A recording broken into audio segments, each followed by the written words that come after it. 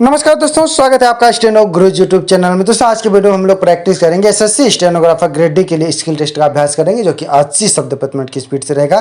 दोस्तों जैसा कि आपको पता है कि एसएससी स्टेनोग्राफर की स्किल टेस्ट का डेट लगभग आ चुका है, ठीक है, जो आपका अक्टूबर में होना है। और जैसा कि एसएससी कैलेंडर में आपने देख लिया है, और जहाँ तक उम्मीद है कि RSMSSB का भी अक्टूबर से नवंबर के बीच में हो सकता है। तो आप लोगों को बिल्कुल प्रिपेयर हो जाना है दोस्तों। अगर आपको ग्रेड सी का स्किल टेस्ट पास करना है तो तैयारी 120 की करके जाना है, और अगर ग्रेड डी के पास करना है यानी कि जहाँ पे 80 का मांगा जाएगा, तो अगर आपको तैयारी 100 की करके जाना है। अगर आप 100 की तैयारी करके जाएंगे तो कोई सा भी मैटर आएगा आप आसानी से लिख लेंगे। और दोस्तों तो डिक्टेशन को सुनते समय उसके मन में बिल्कुल ना दोहराएं। डिक्टेशन को आपको सुनना है और सीधा लिखना है, ठीक है। लिखते समय मन में बिल्कुल नहीं दोहराना है। जो भी नया आउटलाइन है या कोई ऐसा शब्द आ जाए अगर आपसे नहीं बन रहा है उस टाइम में, तो उसको आप छोड़ के अगला वर्ड लिखिए। उसके चक्कर में 4 और शब्द मत गवाइएगा, ठीक है। इस बात को ध्यान रखिएगा। तो आज का डिक्टेशन 80 शब्द प्रति मिनट की स्पीड से रहेगा। आपको सुनना है और ट्रांसक्रिप्शन करना है। ट्रांसक्रिप्शन करके पीडीएफ से मैच कराना है। पीडीएफ आपको टेलीग्राम पर मिल जाएगा। टेलीग्राम का लिंक वीडियो के डिस्क्रिप्शन में दिया गया। अगर आप हमारे लिंक या ग्रुप से नहीं जुड़े हैं तो आप हमारे डिस्क्रिप्शन में जाइएगा, वहाँ पे जुड़ जाएंगे, ठीक है। तो ज़्यादा समय नहीं लेते, चलिए स्टार्ट करते हैं। इसके अलावा दोस्तों अगर आप रेगुलर डिक्टेशन चाहते हैं तो आप चाहें तो चैनल का मेंबरशिप ले सकते हैं या पेड ग्रुप को ज्वाइन कर सकते हैं। अधिक जानकारी के लिए आप हमें मेल कर सकते हैं। हमारी मेल ID है studyforstenographer@gmail.com। तो चलिए स्टार्ट करते हैं। Ready, 5 second, start. मान्यवर, जब आप कम वेतन देने की बात करते हैं तो वहाँ की परिस्थितियों को अवश्य देखें। अभी पिछले दिनों में हम कृषि के बारे में एक बिल पर चर्चा कर रहे थे, तो यहाँ कहा गया था कि हमारे देश में कृषि का विकास असमान हुआ है और केवल 15% क्षेत्र में 56% उत्पादन बढ़ा है। यदि इसको मानक मानकर श्रमिकों की मजदूरी तय करेंगे तो निश्चित रूप से यह व्यवहार्य नहीं होगा। इसलिए जो ऐसे इलाके हैं जहां पर प्रति एकड़ उपज कम होती है, वहां उसके अनुरूप मजदूरी तय करना जरूरी होगा। आपके यहाँ से वह मार्गदर्शक नियम है कि हर दूसरे साल कम वेतन अधिनियम के अंतर्गत उनकी मजदूरी को पुनरीक्षित किया जाए, लेकिन ऐसा ना करके आज बिहार में वर्षों से गरीबों का शोषण हो रहा है।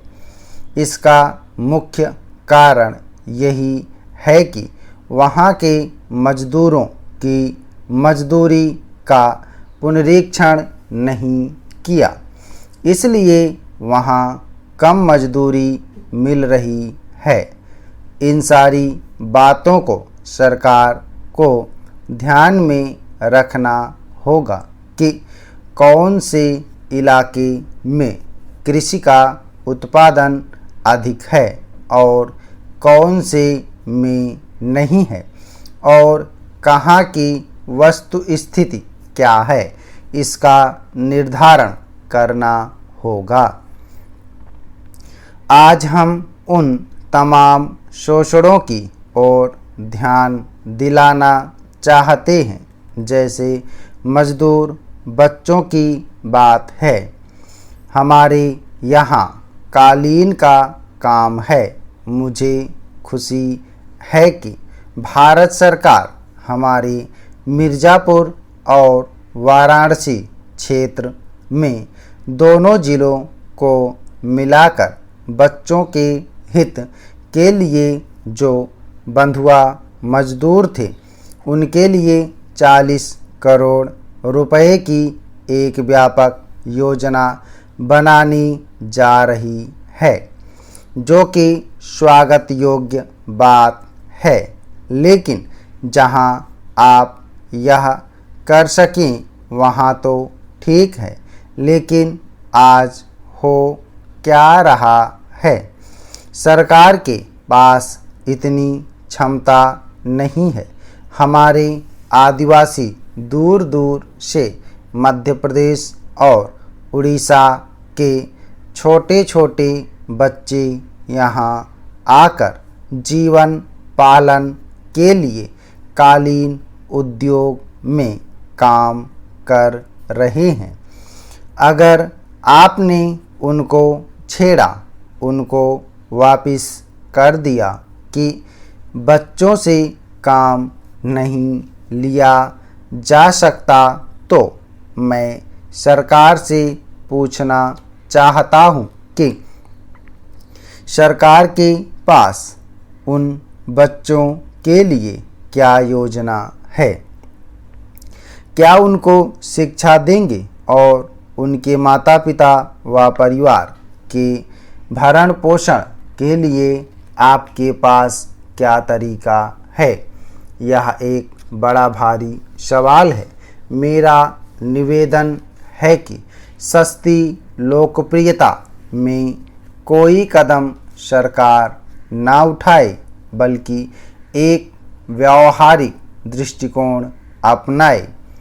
हमारे ज़िले के उन बच्चों को जो कि हजारों की संख्या में इन कल कारखानों में काम करते हैं, खासकर कालीन उद्योग में काम करते हैं, उनको वहाँ से उठाकर आप उनके माँ बाप के हाथ वापिस ना भेज दीजिए, जिससे वह भूखे मरें, बल्कि आपको करना यह होगा कि जो लड़के वहाँ से आप मुक्त करावें, उनके लिए आप आवासीय स्कूल खोलें, खाने पीने और उनकी पढ़ाई की व्यवस्था करें और उनके माता पिता के हितों की भी सुरक्षा करनी होगी।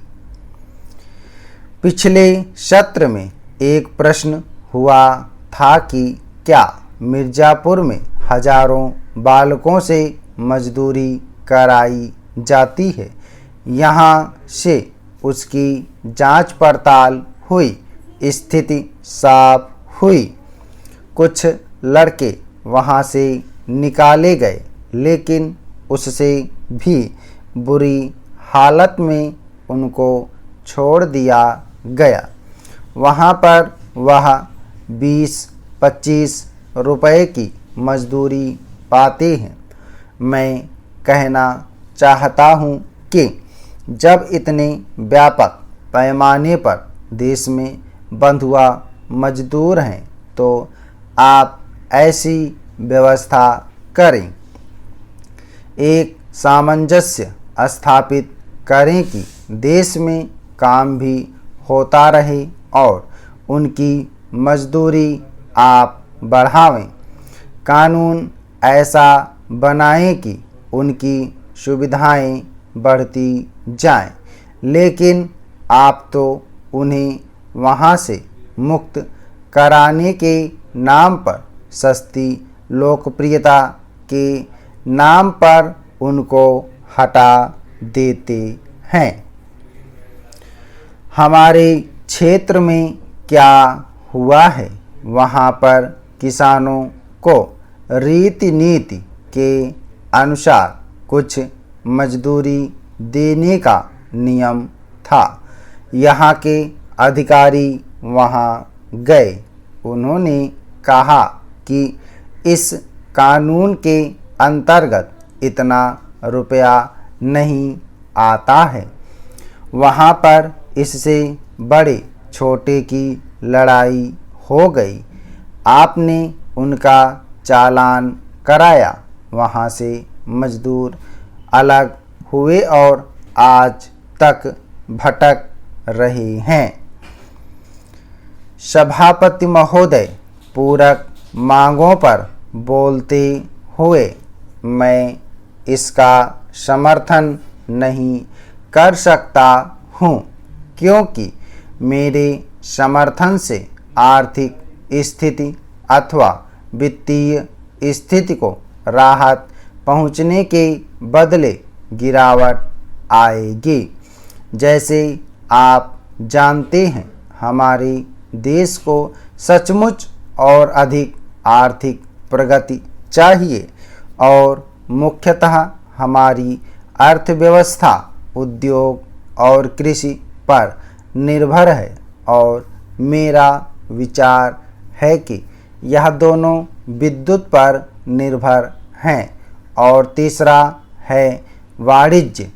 यदि आप इन तीनों बातों का एक सूक्ष्म सर्वेक्षण करेंगे तो आप देखेंगे कि ये तीनों संकट में हैं और सार्वजनिक क्षेत्र के संबंध में एक माननीय मंत्री ने एक लेख में लिखा है। किंतु प्रश्न यह है कि सार्वजनिक क्षेत्र वह कार्य क्यों नहीं कर रहा है जो इसे करना था। इसी प्रकार औद्योगिक क्षेत्र में भी अच्छी प्रगति नहीं हुई है। जहाँ तक हमें मालूम है, वाणिज्य क्षेत्र में भी निर्यात में जिस प्रकार की हम आशा करते हैं उतना नहीं हो रहा है। स्टार्ट। ओके दोस्तों, आप लोग इसको प्रैक्टिस करिएगा। सभी लोग मैटर को प्रैक्टिस करेंगे और डेली आपको एक मैटर जरूर ट्रांसक्राइब करना है। ठीक है, जब तक आप ट्रांसक्राइब नहीं करेंगे आपको एक्यूरेसी का पता नहीं चलेगा। तो 80 शब्द प्रति मिनट की स्पीड से है, प्रैक्टिस जरूर करिएगा। उम्मीद है कि दोस्तों वीडियो आपको पसंद आया होगा, तो वीडियो को लाइक कर देना और अगर अभी तक आपने हमारे चैनल को सब्सक्राइब नहीं किया तो प्लीज़ सब्सक्राइब करके नोटिफिकेशन बेल ऑन करना। और दोस्तों, अगर आप डेली डिस्कशन चाहते हैं तो आप चाहें तो चैनल का मेंबरशिप ले सकते हैं या हमारे पेड ग्रुप को ज्वाइन कर सकते हैं। अधिक जानकारी के लिए आप हमें मेल कर सकते हैं। हमारी मेल ID है studyforstenographer@gmail.com। अपना बहुमूल्य सुझाव हमें कमेंट बॉक्स में जरूर देना। वीडियो को पूरा देखने के लिए बहुत बहुत धन्यवाद। Thanks for watching. जय हिंद, जय भारत।